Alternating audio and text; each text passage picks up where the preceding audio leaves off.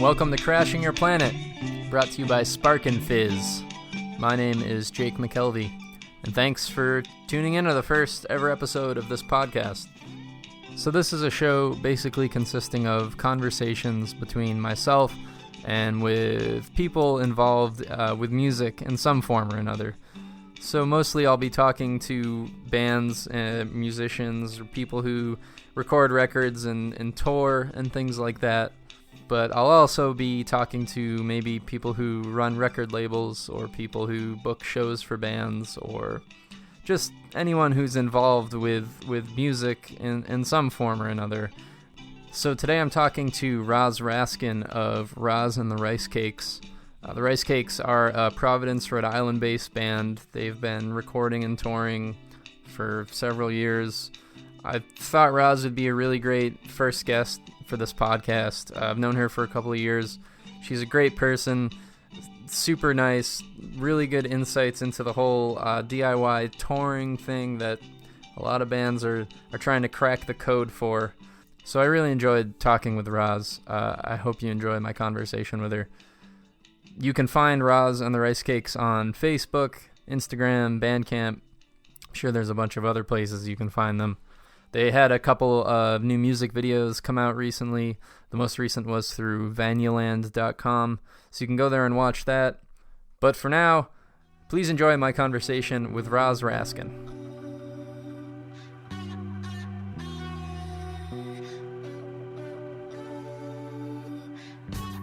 Roz, how's it going? I'm doing well. Jake, how are you?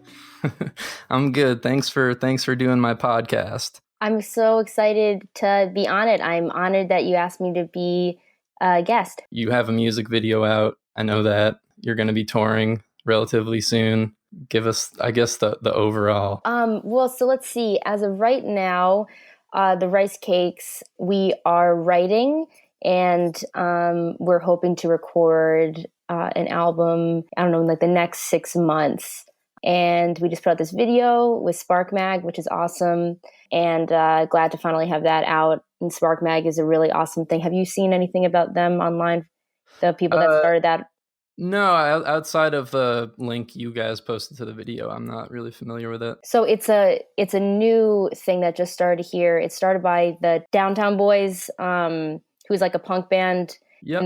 And they're based out of Providence. And yeah, I just like everything that the site's about. So I was really excited that they, of all people, put it out. And then in March, we're going to South by Southwest for like the 4th year in a row or something like that, which is like kind of hell on wheels, but is also really fun. And it's gotten a lot better for us over the years. So it's now worthwhile for us to go back. And a lot of DIY shows, we play there. And then I think after we put out this album and we figure out exactly how we're doing that, then we'll be probably touring in the fall again. And then I'm also in the middle of like a solo thing that I'm working on, and also another project called Hot Boys with a few friends of mine that are from around town that are in really rad bands too. So I'm sort of like in the midst of like 3 different projects, but I think almost always in the zone of like Rice Cake City and then like these other things that are kind of happening around it, just because we're home and I have a lot of time to write. And I'm writing a lot for the first time in like, I don't know, 2 or 3 years or something, just like a lot. So I'm trying to disperse those songs in like the right ways. And I don't know, you know what I mean? Like how it's hard to find like a period of time where you're just making a lot of stuff. And then when you have that time, you just like want to make the most out of it, you know? Totally. Yeah, no, that was like one of the things I wanted to ask you about, because I find myself doing that sort of thing all the time where, you know, my band would be playing shows sort of nonstop, like over the last year or two. And then you kind of reach a point where you're like, oh, we've been doing roughly the same exact thing all this time. We've been playing all the same songs and whatever. And you say like, oh, okay, I want to write some new songs, but then you're still playing a ton of shows. And it's like, how do you pocket that time to where you're actually gonna, you know, get something productive out of it, and instead of when you're not playing a show, you're just sitting at home too tired to want to do anything, like write a song or whatever. Dude, so how do you manage your time that way? How do I manage it? Yeah. Like, what do you try to block periods of time out for that kind of stuff, or? I think that's been a more recent thing that I've been trying to do. I think it's just been sort of like, as you were saying, we've sort of done a similar thing, just playing tons of shows, festivals, colleges, and stuff like that. Super hard for I feel like we all started taking our band really seriously like 4 years ago. It was when we were like, oh, we can be a band and we can make this feasible. And if we can actually start to have it be a real thing on our heads, then we can make it be real in real life. You know what I mean? So I think that's why we started playing hard so much, which was great. And then we had some cool opportunities that came out of that.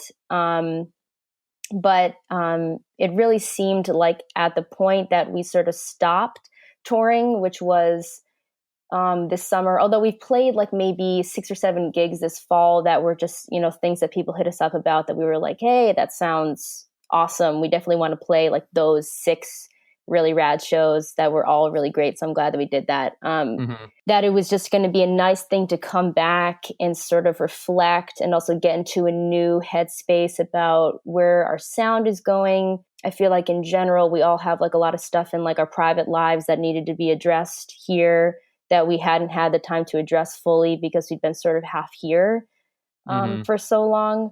So we're all sort of trying to address those things. It was nice to be here for the holidays and be chilling with family and friends and stuff. And Providence is awesome in the fall and the winter. So I think we all sort of had a discussion midsummer about if we were going to do a huge tour like we normally would in the fall, and all decided that it would be a smart move to gather our thoughts, get in a good space to write some new stuff, and then see what came of that. And I think it's been really positive and has kept us together as a band, because we've really been a band, I don't know, God, probably 6.5 or 7 years now. Although again, I feel like we all didn't really think that it would be possible to really make it a living until 4 years ago. I think it was actually probably one of the best decisions we've made as a band in a few years or something like that. Cutting that time out, just consciously being okay, I need a break. I need to make sure my health is on point. I got super sick 4 times last year. I had mono. I had this really awful flu. I had a bunch of colds, and I haven't been sick really at all this year, except for a little cold that I have today. But besides that, I feel like I'm just healthier, which is good too. That whole sort of thing resonates with me a lot just recently, because like I was saying, it's where, I reached a point where I was like, if we're just going to keep playing these shows nonstop, semi-locally, around New England or whatever, where is it going to what's it going to lead to? Is it just going to be an endless cycle of saying yes to every single show? You just kind of have to make a decision of, are we just going to keep on doing this, or are we going to try to plan out our show schedule to where it's going to work more for us, instead of, I guess, you working to just, play a million shows that may or may not amount to anything. So, right. So it sounds like you guys kind of made that decision of, all right, we're not going to just, say yes to everything. We're going to say yes to what makes sense to say yes to, and is going to be in some way beneficial to us. You need some kind of a guarantee at this point, it sounds like. Right. And did you go through a period where you were just saying yes to every single show you were offered? Yeah, I feel like until maybe 2.5 years ago, we were doing that.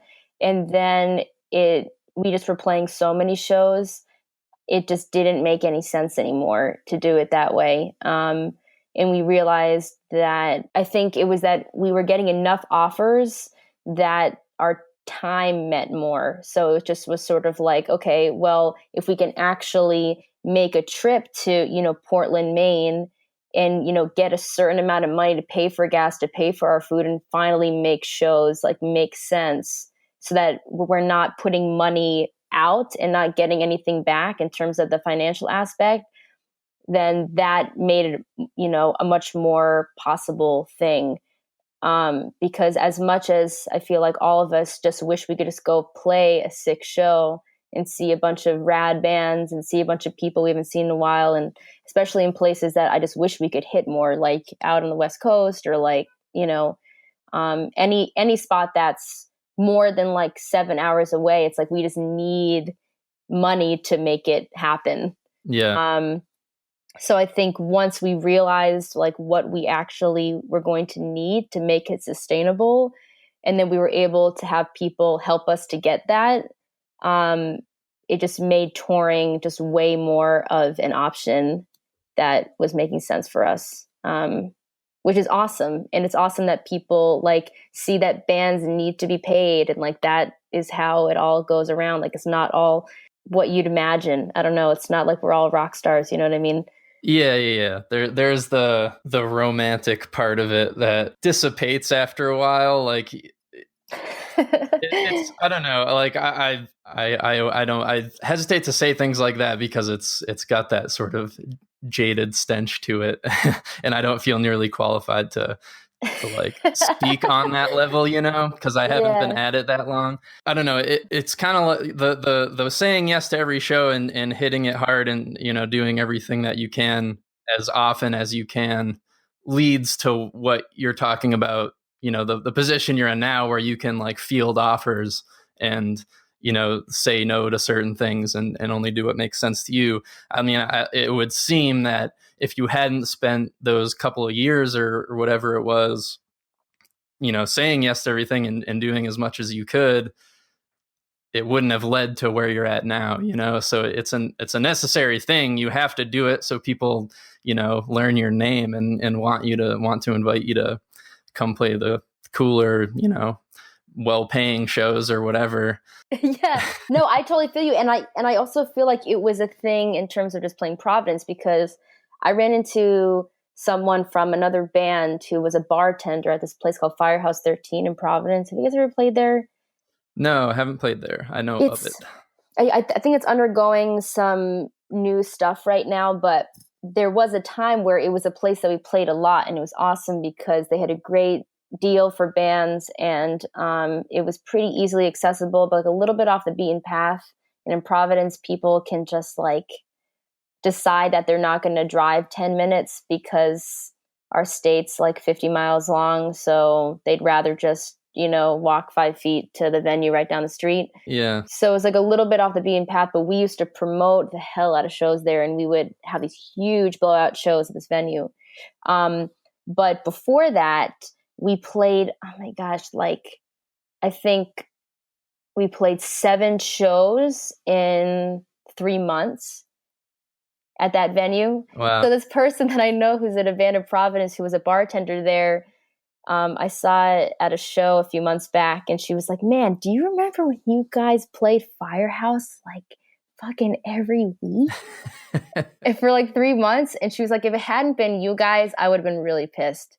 You know what I mean? Yeah. But like we were taking every show because I feel like as a young band, it's important to just get your name out there. I think that's definitely a thing. But then you also need to know when you've made enough of a name that you need to back off and stop playing so frequently in your hometown. And I think bands don't learn that soon enough. And we almost made that mistake. And then we kind of just held back a little bit. And I think we have still gone back to playing too many shows. Like even like 2 years ago, I think we may have been playing too much. But, I feel like now we play in Providence, I don't know, 4 times a year or something like that. Or sometimes less. But it, I think a lot of that also has to do with just, a lot of things. I think it's all kind of, I don't know. It's all a crazy thing, man. It's hard to decide how much you should play, how much you shouldn't play, how often you should hit a new place, how often you should go back to that same place to make sure that the crowd of people that knows you there is still there. I feel like there's certain towns that we've done well in around the country, and we tend to go back to those places a lot, and it's cool that people still come out, Yeah, that is it's kind of a difficult realization to come to, I think, when you suddenly like step back and realize, oh, there is maybe such a thing as like too much of a good thing. There's like it's a more is less kind of situation, I guess. Right. Because there's similar, in Keene here where I live, there's a similar kind of thing. There's not so much of an established, like, the music scene is really kind of strange here. There kind of isn't one a little bit. It's more of just like a house show kind of thing, where you guys have played, the basements in Keene before. It's kind of, it ebbs and flows so often just because of the college town thing. People come and go or whatever. Yeah. But like, it usually gets to a point, like in any given year, where the same band's playing the same person's house every weekend or whatever. It's a little bit of a different thing, because it's, a lot of them are just like college bands that don't necessarily aspire to tour or whatever, and they exist solely to be a college band at a party. But some of them don't. Some of them do. They might consider themselves like an active, touring band or whatever, but they're just playing the same, sweaty house in New Hampshire week after week. And it's like, we kind of reached that point a couple of years ago where we were that band. And yeah. And it was kind of like, you just take a look at the overall thing and you're like, oh, there's a lot more to do. And B, I always get like self-conscious about, oh, we're playing to the same people so often, they must be sick of us, like they must be tired of these songs, like it's right. kind of the same thing every time. So like, I don't know, I think it's kind of an important step to take once you kind of reach that zone where you're like, yeah, we need to maybe think this through a little more. Right. Well, I totally feel you on that. I feel like we've definitely had that same feeling, and we've definitely been that college band. We've, we played at this house called the Barn in Narragansett, which is like, I don't know, it's like 40 minutes outside of Providence. And it's on a college campus, and the shows there were insane. They just were legit. I think maybe some of the most insane shows we've ever played in our lives. Like, it felt like the floors were going to break. With like, I don't know, anywhere between like 150 to like 250 kids in like a really small space. Somebody behind me, like, sitting there to, if my stuff fell apart, they'd like help me put it back together, if my keyboard fell off or whatever, and people were like waiting to help out, which was awesome. And it was a great space. And we played there a lot. And that house in general just sort of, I think they were having too many shows. So it just became harder for them to host, how it goes with house spaces. Mm-hmm. But, for a time, that was like the funnest thing in the world. Yeah. And it still is fun. I still love house shows a lot. But it definitely was a lot to be playing the same space that was kind of close to like our hometown super often.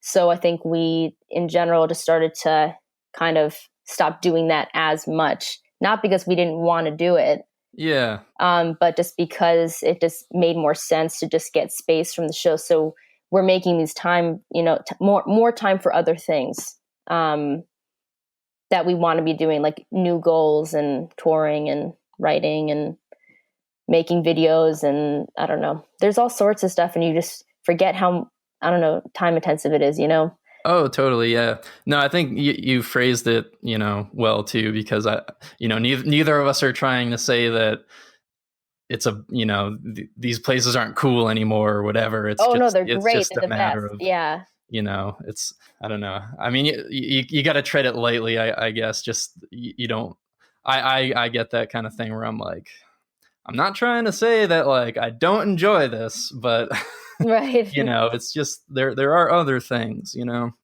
I actually just saw an article that someone had posted about how clubs in general just aren't doing as well as they used to do. Mm-hmm.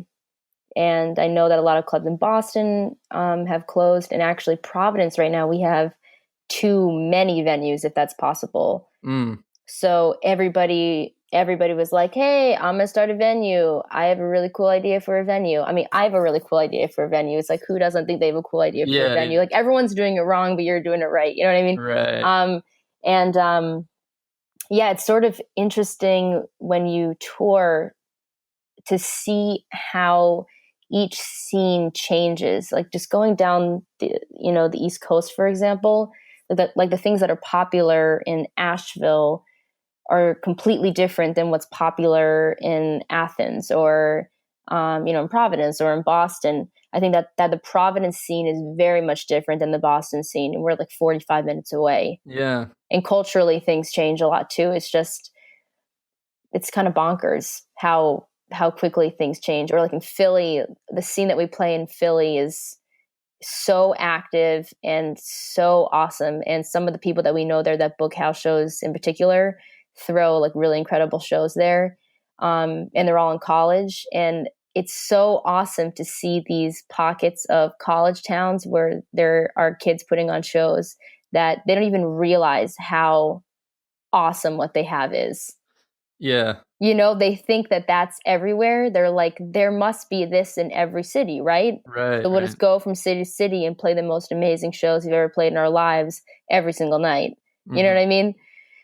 And, I wish that was the case. And there are like super strong communities in certain places, but it's sort of about finding them and finding what's the right one for your band and like, who's going to dig your project. And timing, I think, has a lot to do with it. Timing's a big one. I feel like certain things that are popular now were like popular in 1996. And it's like, what? Like I feel like the way that music works is so interesting. The patterns, It is weird. I mean, it's kind of, we're amidst this whole like slacker revival thing. I don't even care, Jake. Okay. Do you think because it's so kind of like in vogue to be like a DIY rocker at this point, like everyone seems to want to be their town's Mac DeMarco or something. Sure, yep. I can't believe I used that name on my first episode of this podcast. Oh God. Gotta take a sip of water. Take a sip. Walk it off, baby. Walk it off. Get that taste out of my mouth. Sorry. That's amazing.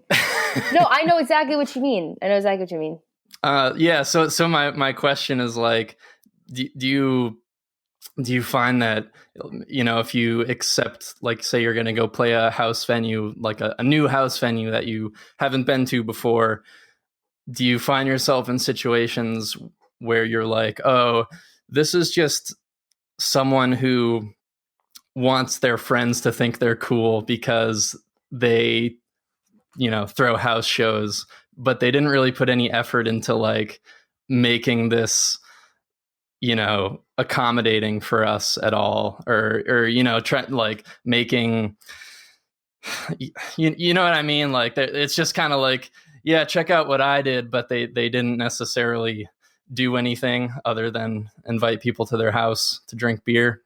And then you're in, like, as the band, you're in a situation where you're like, well, this kind of stinks, 2 hours to get here.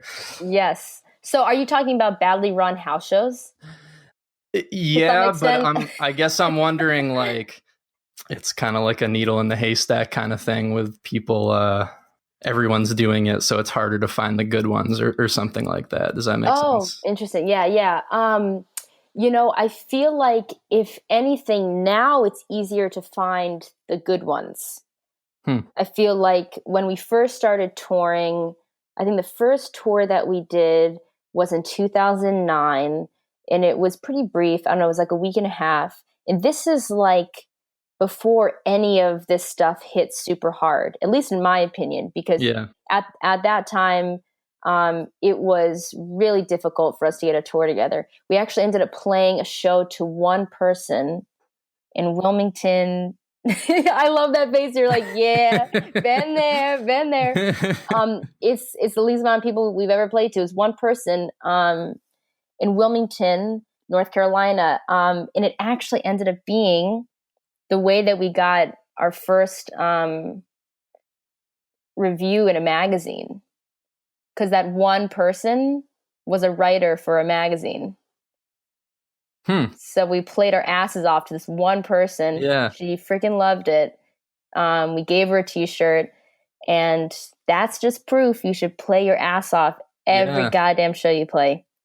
But that tour was really difficult to get together. I did not book it very well. We had like a 15-hour drive between like Asheville and like, I don't even know where, Pittsburgh or something. Dude, it was insane. It was crazy. It was crazy town. But I feel like now it's a lot easier because there's a bigger community. You can hit up friends and be like, hey, we're playing this town. Do you know any places in this town that we should play? Any places we should stay away from? Like there's occasionally these houses that I think that you were sort of talking about before. I don't want to put words in your mouth, but we've definitely gone to play shows at a house space that wants to be like a cool house space, and then they don't have anything pulled together to really make it a show. Yeah. So it's just sort of, I guess I want to say this in the right way, because I feel like it's really awesome that people are putting out the effort to put together something special for bands that are touring through. And they maybe even very much want to be actively a part of those communities, and they want to be able to support acts that are coming through, but they just don't know how to do it. Yeah. So like, for example, I think that it's important to make sure that people pay money to come to a show. Like things that we used to do for free all the time, they're just not sustainable. So it's like, if you want to have a band come back and play your space again, and they're driving 4 hours from Providence to wherever, like, where do you think that money comes from? You know what I mean? Like, I think people sort of thinking about like a cyclical way that touring works. It's like, if we make $50, then we're paying our gas to get to the next spot, Mm-hmm. But if you have 4 bands on a bill and you didn't charge any money, and then the donations are $50, and every band's getting $12, it's like, we can't do this. We can't come back here. We just can't. And I think that's sort of the way that I've had to explain it to some people who are like, hey, I want you guys to come through to play this house. And I say, cool, but we need like at least this much money to come and play their space. And they're like, I don't know if we can do that. And I say, that's cool, but we literally cannot afford to do it for less than that. Yeah. So we'd like to come, but we don't have the money to just go play your house for free. Like, we're not, like, our band is not just going to give you a gift right now to drive 4 hours for somebody we don't know to play a house that we know nothing about to a bunch of people we don't know. Yeah. As much as I wish that we could take that chance. Right. We can't. There's just too much happening right now with everything that we're doing that we just can't do those sorts of things. So, but I think certain houses can also get into a space where they learn how to run shows and run it really well. You know what I mean? Like, I feel like Space Africa, for example, like, once they really got their shit in gear, the shows they're running there were freaking amazing. Like, some of the best house shows I've been to in a long time. Yeah, totally. But once they got everybody on board in their house, I think sometimes people just forget that, you have to be sort of running security at a house, because you never know what asshole is going to pop through, with a backwards cap and punch a hole in your wall. You know what I mean? Right. No offense to, the baseball cap wearers out there. I wear a baseball cap every now and then myself. But you know what I'm saying? Like, you never know who's just going to show up and bum everybody out and party foul all over the place. And then all of a sudden you're not having shows anymore because nobody knew how to handle that. Yeah. So yeah, I've only played a few of those shows like in the past few years. And they bum me out, but I feel like the amount of people that are doing them well makes me really stoked. So I'm really happy about where the DIY community is right now. I think there's a lot of bands that get it. I think there's a lot of communities and scenes around the country that really get it and like help it feel really vibrant and enthusiastic and creative and new and exciting, Yeah. I agree. Rad. No, it's interesting. It's because the money thing is such a touchy, thing when you go to, especially when you go to a place with all the, you don't know anybody there and you want to, I have a really hard time with stuff like that. Like, but it's such a bummer of a feeling when you don't say anything and then you pack up all your stuff at the end of the night and you're looking around like, is anyone gonna approach me with a wad of money in their hand? And then and then you realize like, oh, no one was collecting donations, and there were like 5 bands on this bill, and Right. now and 4 of them are from out of town, and Yep. none of them are getting anything. I mean, I give it a pass. You know, for me personally, at least historically, I usually have just kind of writing it off as, oh, well, you know, I don't make my living through this, so you know, no big Right. deal. But at the same time, it's like there's sort of an etiquette there that should be in place, but I don't Right. know, it's And a I touchy think thing. totally. And I think that part of it is also just trying to get those sort of things out of the way when you're first booking shows. Because I also think it's important for me to say that I haven't always had this mindset. You know, I think when Yeah. I was younger and I was in college too, I was like, who really gives a shit? This isn't what I'm doing. This is really like for my career. This is just fun. And now, you know, right now in this moment, I don't care if I get paid at all. It doesn't really matter to me. This is a really fun show. Yeah. And that was, you know, and sometimes I feel like that's even a thing now. You know, if we have like a touring band come through, and if for some reason it was, you know, if I'm playing with any of my bands, any of my acts, if they're just, you know, if there's like $100, you know, that was made at the show, like I don't need to take any of that. That can go to the touring band, you know, for them to Yeah. get to the next place. Like I think there's times when that's still good etiquette to do that. But I think it's important to sort of get those minor details figured out so you don't have to talk about it again. Because I think that's what sucks the most, is when you're at the end of a show and someone hasn't done anything to collect anything for your band. And to me, it's almost like a disrespectful thing where it's like, yo, we drove 7 hours or however long to get here, and you didn't even attempt or even think to just like try to get us anything to get to the next place. Or, you know, I mean, we're just not in that place as a band where we just have tons of money to blow, you know? Yeah. So to me, it's like, it's become a thing of just being like, I want to have open communication with people and say, hey, we really want to come, but this is what makes it feasible for us to come. And I totally understand if you can't do that. And if that's not possible at the space that you live at or whatever, like no worries, but we also just can't do it. So ask somebody else to play, you know? Yeah. And take a listen to our stuff online. Like for us, it's not worth it. We can't, you know, with the amount of shit that we have going on, we just can't do it anymore, you know? Yeah. Yeah, totally. But again, I'm sorry. No, go ahead. Finish what you're saying. I was just going to say, but what's awesome is the amount of people that have stepped up to be like really rad and be like, okay, like I know you guys, this is what you do. So I'm going to like respect that, and I'm going to help you guys to get paid at the show because I know this shit isn't free. You know? Yeah. And I have a lot of love for those people for making it not awkward. I think like, why is money always awkward? Like, why can't people just be forward and say like, hey, this is what we need? And I don't think that's a lot of money considering how far we're traveling, or the fact that we're taking an entire day or two out of our schedules to play the show that you asked us to play, that we want to play, but you hit us up about it. Like, I don't think it's unreasonable for us to ask for something in return to make that possible.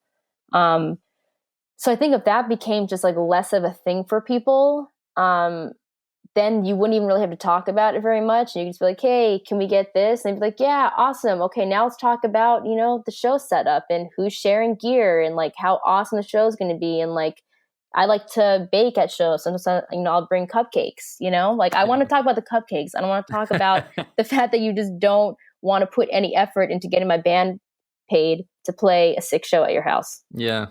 That was a very, very good way to put it. But I know that I sound like this little money grubbing little pink haired freak over here.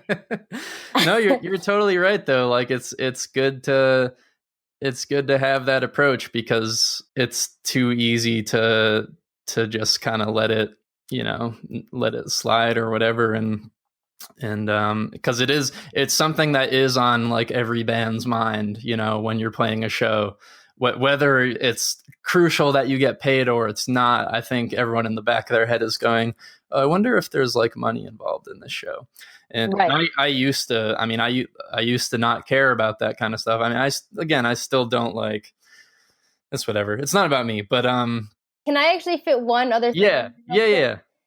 I was going to say another reason to consider the financial aspect of any show is you never know if a booker is taking money from a show. Yeah. And that's one of the most important things is sometimes people like a booker, not that all bookers are bad. In fact, I know some good bookers, not that many, but the ones that I know are really great. Yeah. And there's certain shows you'll play where, there's money coming in and no bands see any money and there's a booker. Just saying. It's like, you know what I mean? Like, I think it's important for everybody to just have everything on the table, like be super honest about what's going down. So you save yourself from people taking advantage of your band as well. Just in the long run for every show, So you mentioned a little while ago about the show you played to one person, and the one person ended up being a review writer for a magazine or whatever it was. Mm-hmm.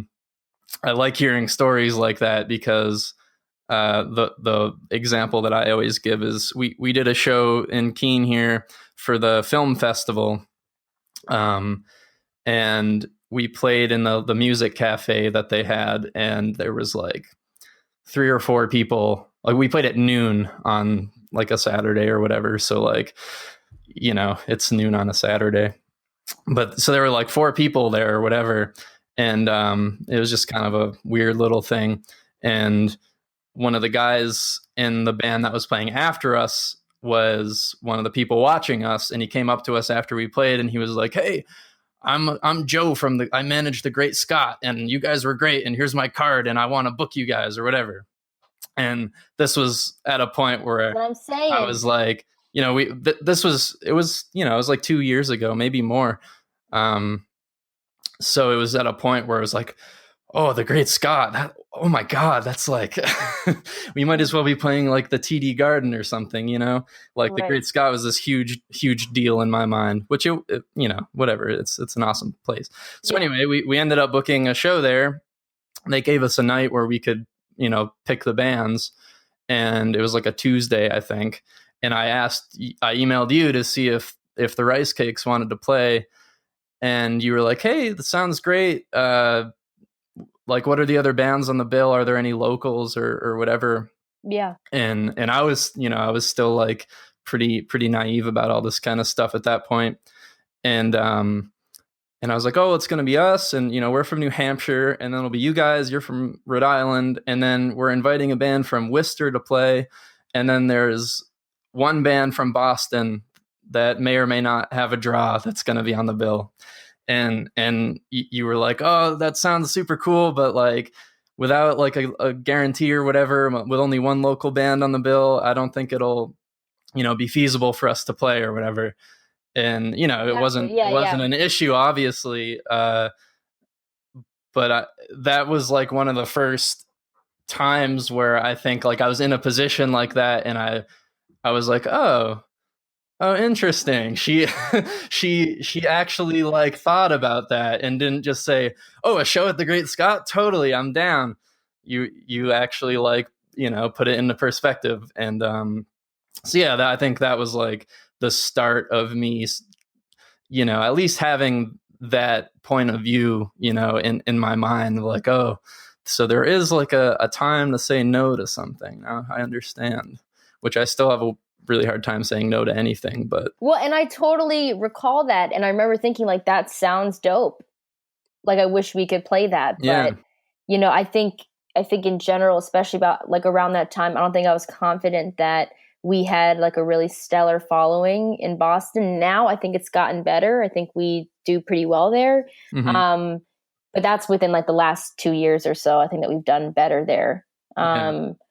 And again, it's so funny because it's only like 45 minutes away. So it's, can people from Providence just come up? And it's like, hell no, people from Providence aren't going to go anywhere. Yeah. Unless it's something like crazy awesome that's happening. But yeah, that's like the perfect example of what I was talking about. Yeah. Just how you want to do everything. I mean, I think it really seriously comes from me just realizing that there's only so much that we can do, and that the shows that we don't get paid at all from just make things stressful with the amount of playing that we were doing, especially at that time. Like every weekend going out 2 or 3 times a year for like 3 to 4 weeks. Just unfortunately, it just doesn't all add up all the time. The conclusion is one of the Boston bands dropped the day of, because one of their members was sick, which is a whole other gripe. But so we thought we drew super well, because especially at that time, Boston is super hard, just no matter who you are. I think it's like really hard to draw people in Boston, and so from our standpoint, there was like, I don't know, there's maybe between 30 and 50 people there, I'd say, at the Great Scott, which is a pretty solid, small spot. And we were like so excited. We were like, oh my God, I can't believe this many people came. This is so cool. Yeah. But there was no door money for us because that was still a small attendance for the Great Scott. So good call. You avoided not being paid that night. Oh my gosh. Well, I think the other thing is that, we've had experiences playing the venues in Boston, some of which are very cool, but like our first time playing the Middle East, God, it was years ago now. Actually, the guy that set up that show for us, not only did he talk to me inappropriately via email about booking the show, which sucked, and I felt like I just didn't have any way to like talk about that, especially at the time. Like, I didn't feel like we had enough of like reputation that I could be like, hey, fuck this guy. Yeah. But we also didn't have enough of a draw to even get us paid. So we brought like 15 people or something to this like $10 to $12 show in Boston. This is probably like 4.5 years ago. Yeah. And then, like he hands me like, $15 at the end of the night or something like that. Mm-hmm. So I think for a while we were just kind of like, screw playing playing in Boston at any of the venues up there. And then we started playing a lot of house shows, and that was awesome. Yeah. And so I feel like the house shows in a weird way are like a radical, almost like a revolution against the man. You know what I'm saying? It's sort of like, I don't want to have to deal with some guy at a venue that doesn't really give a shit about my band, who just wants to make money. And then, like, just, I feel like everything about that community is flawed in a lot of ways. Although now I feel like it's gotten better because bands and bookers and other people have demanded better from spaces. Yeah. So like in Providence, I feel like there's a lot of great venues here. And a lot of great people that put together shows at DIY spaces and venues. But occasionally you have, something happen like that, and then it just puts a bad taste in your mouth for playing any of the other venues up there. It's like, it's the same thing with New York. It's like you have to bring 10 people to get anything because their overhead's so huge, or like the booker needs to get paid, or the door person needs to get paid. There's like, for some reason, there's like 10 people that have to get paid when you're playing a show at like a New York venue. And, it's all just crazy, man. Yeah. That stuff is stressful. But no, I know it's stressful. But I think what makes it easier though is finding yourself in the presence of bands that get it, bands that are good, bands that are in it for the right reasons, and help you to avoid that stuff, Yeah.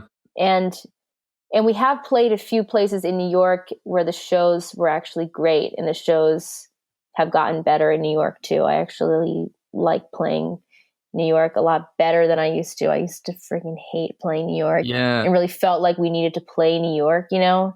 I like it a lot now. They also have like a really awesome scene happening there now. But we played that place, Shea Stadium, last year, and it was great. It was just a great show. It was just a fun show, and it wasn't like crazy pricey. I think it was like $7 or $8, you know, for like a bunch of just smaller bands, and it was well attended, and the people in the venue were nice, and the drinks weren't astronomically priced either.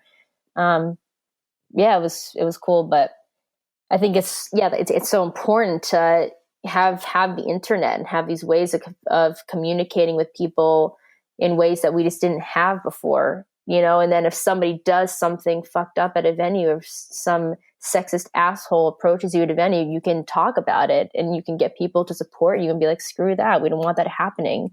You know, safe spaces have become a huge thing, which is amazing. So that people can feel comfortable being in a space where they, you know, like want to have a good time, and don't want people to judge them based on, you know, their gender or sexuality or whatever, race, you know.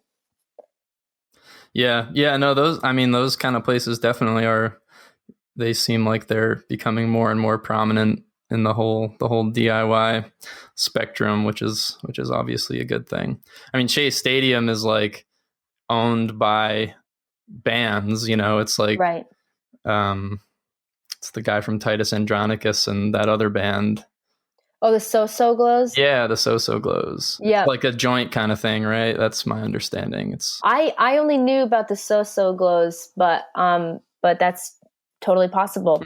I think it's definitely one of the better places in New York. Although we also played this place called David Blaine's, the Steakhouse. Yeah, I've heard of that place. Like a heard house. Good things.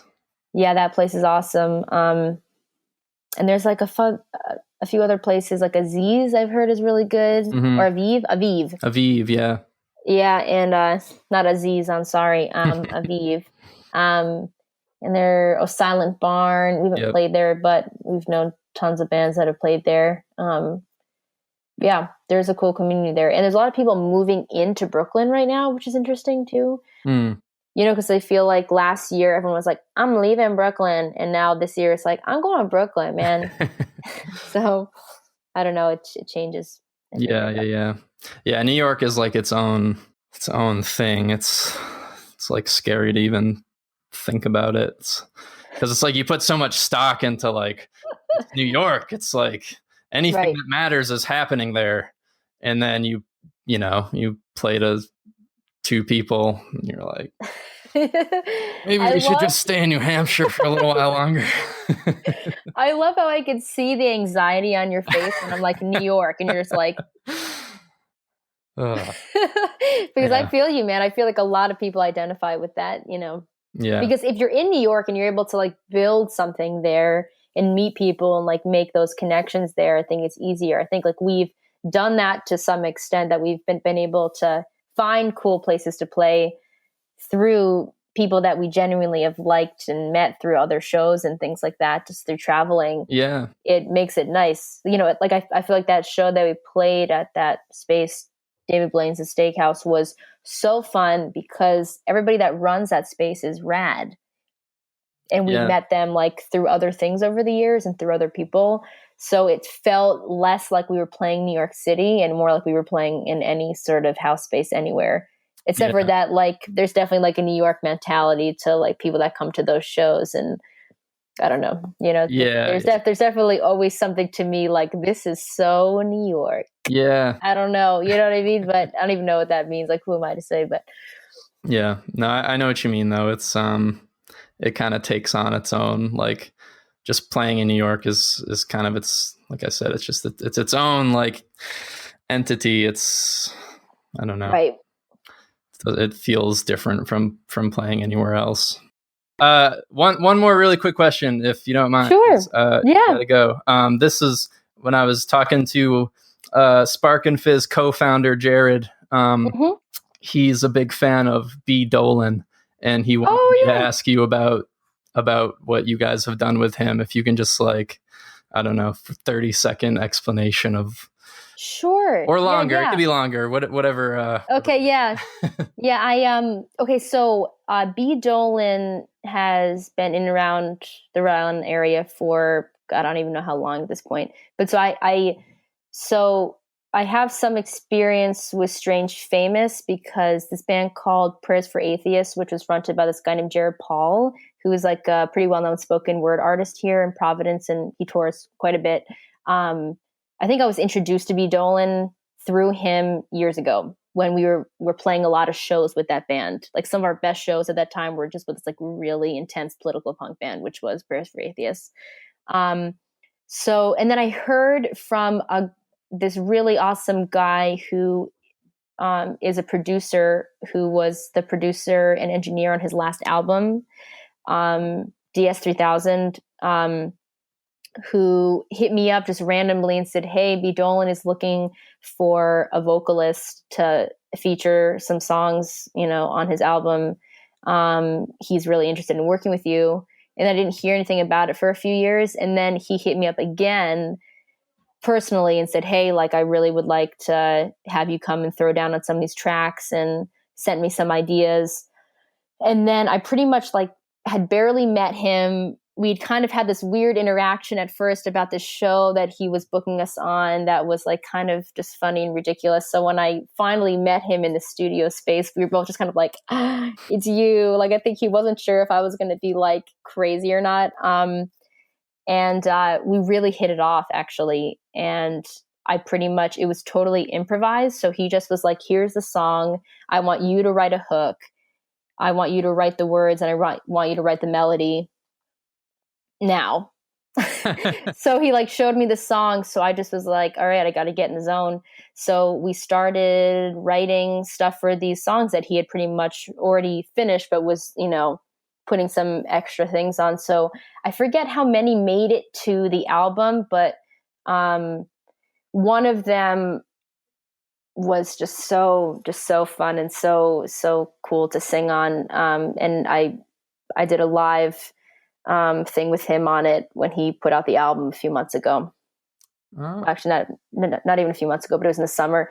Mm-hmm. But he also gave me one of the nicest compliments I think anybody has given me. And it's funny to think that this is not something that people compliment people with very often. But so I had written this part and I was singing this part and showing it to him. It was like one of the first things that I did in the studio. And like, mind you, I'm like, I don't really know what this dude's process is. I have really no clue about what this album is all about. I barely know him. I know the engineer to some extent, but like this is just one of the craziest things writing wise I've ever done.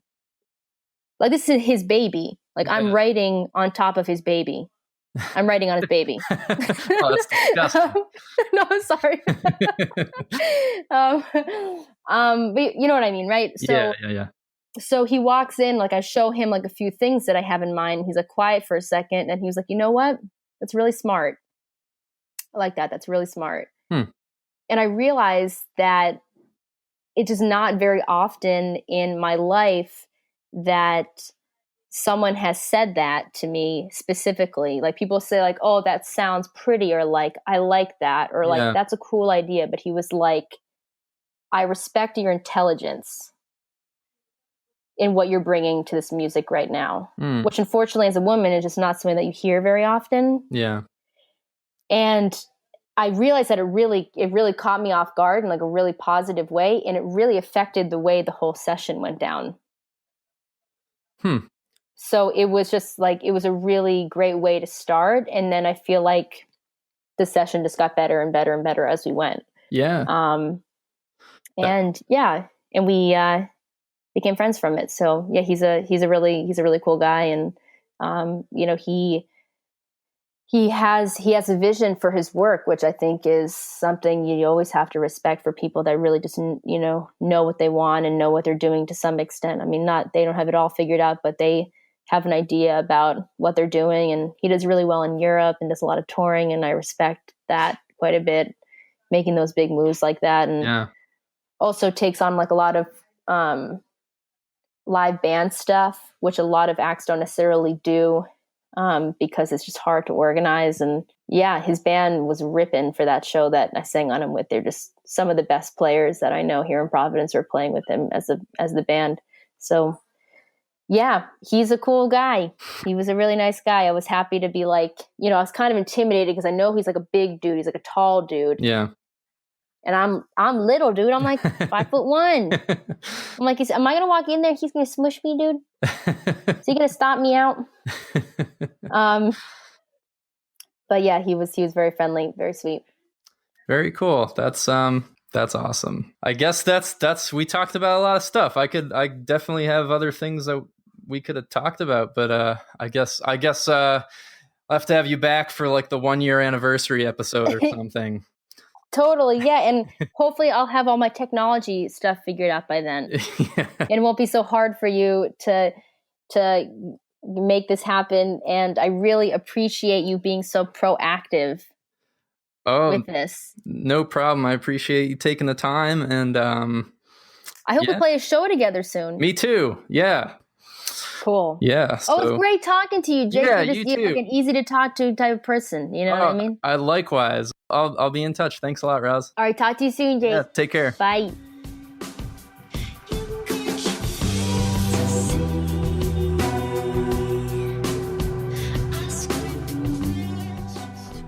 All right. That was the first episode of Crashing Your Planet. Thank you so much for listening. Thanks again to Roz for taking the time to talk with me. It was a lot of fun. Make sure you like Roz and the Rice Cakes on Facebook and on Instagram, wherever else you can. Listen to their music, watch their new music videos, check out their upcoming tour dates, and make sure you go see them if they're coming within 7.5 hours of where you live. You can also like Spark and Fizz on Facebook and go to sparkandfizz.com for additional content, for exclusive intimate video interviews, mixtapes, there's a whole bunch of other things. You could spend an afternoon there. New episodes of the podcast will be going up every other Monday, so I hope you'll tune in for the next one, and the one after that, and the one after that, and we're gonna have a lot of fun together. Forget I said that. Thanks again. See you next time.